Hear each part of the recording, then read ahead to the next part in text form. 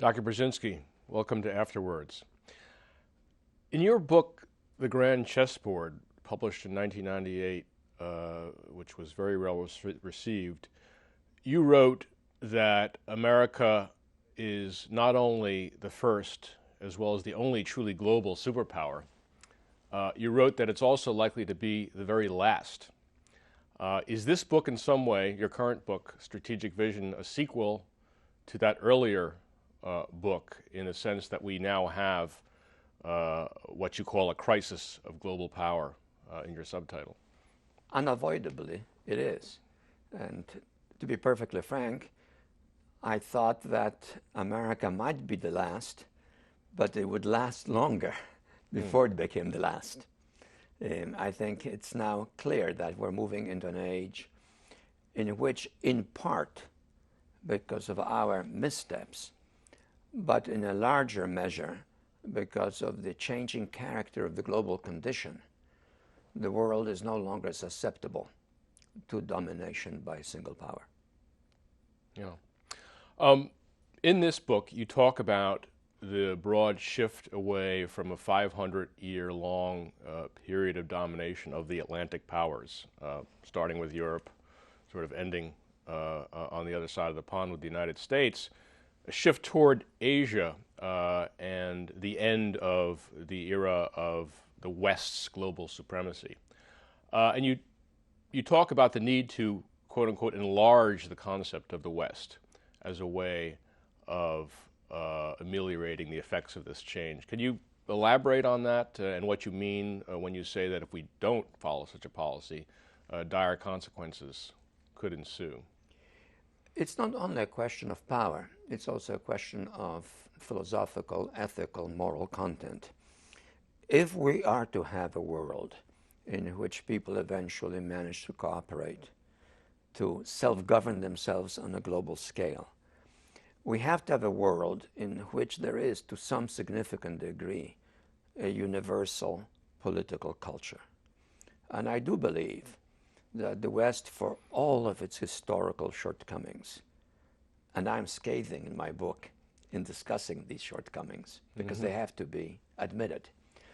For all of these shortcomings, the West still today represents the most acceptable and workable, universally workable political culture, which is respect for others, self-determination, constitutionalism, respect of law, acceptance of certain basic rules based on certain universal predispositions towards what is good and what is bad.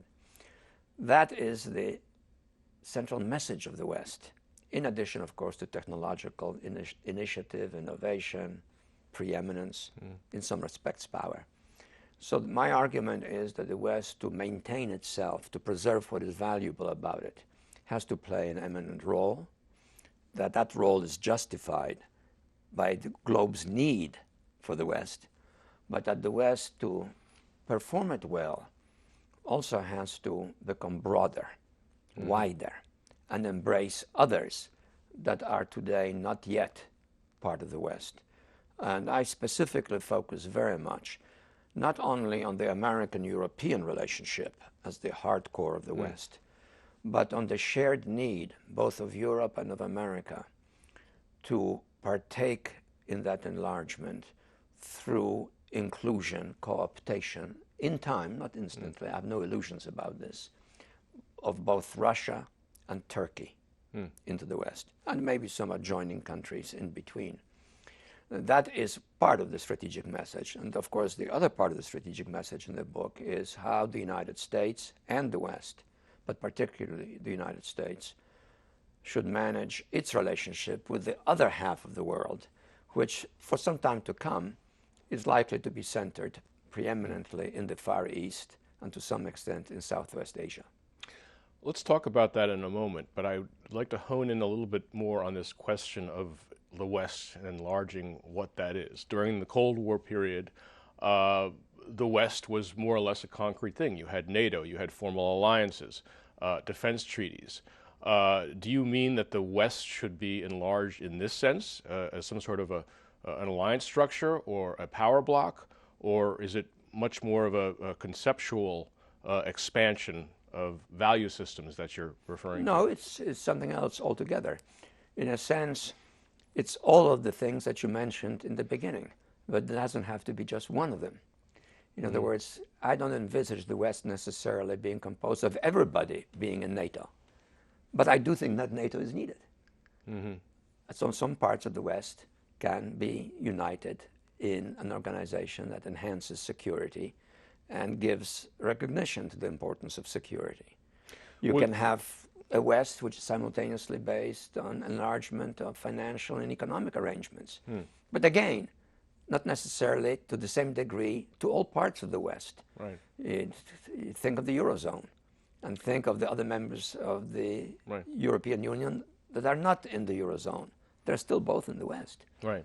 And so forth. Would that include potentially, say, Russia as a part of NATO? Well, I've explicitly said that I don't exclude that.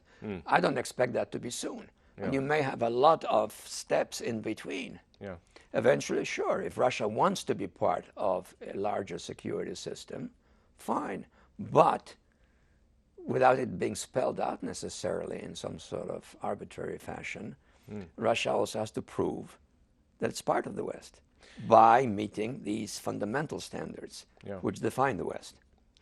And this should be accomplished, should be promoted with an eye to what's happening in the East, in Asia, to some degree, the rise of China.